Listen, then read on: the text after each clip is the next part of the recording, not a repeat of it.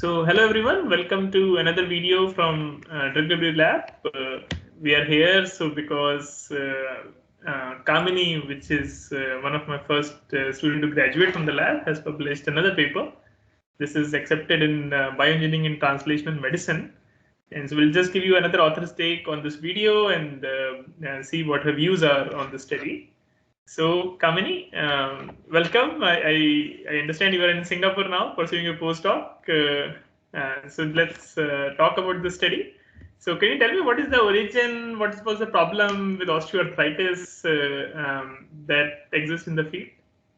So, osteoarthritis is the most common form of osteoarthritis, which has affected millions of people worldwide. And it's a very chronic and a progressive degenerative disease that causes extreme pain in the knee joints or any other joint which has been affected, which results in chronic pain and joint stiffness and further leading on to disability.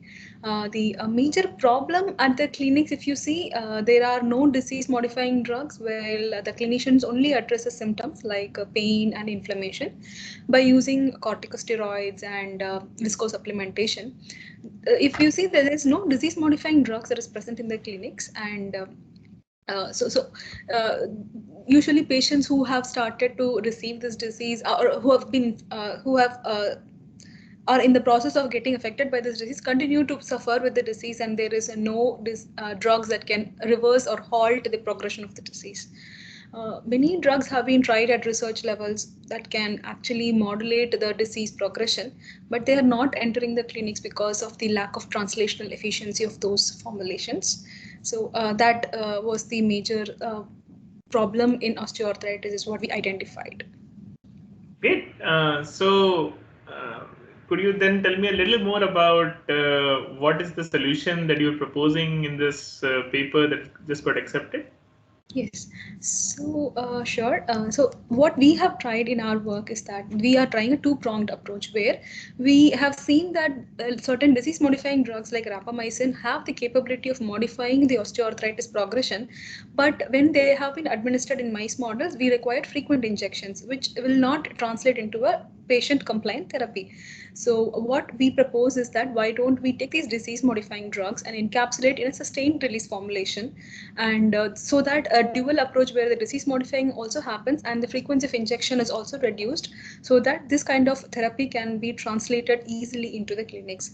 So for that, what we did is we used the widely FDA approved carrier, drug carrier, which is PLGA. We encapsulated our drug Rapamycin, one of the disease modifying drug, in the matrix, and we evaluated whether how long the drug can sustainably release that, and whether these whether the drug in the microparticle formulation can actually modify the disease. That is what we tested in vitro as well as in animal models of osteoarthritis, and we found that the drug stayed active inside the microparticle formulation, released a drug sustainably for several weeks, which caused the disease, compared to the untreated ones, the microparticle treated animals did have a good prognosis compared to the untreated. So I think the dual prong approach helped us in treating early stages of osteoarthritis.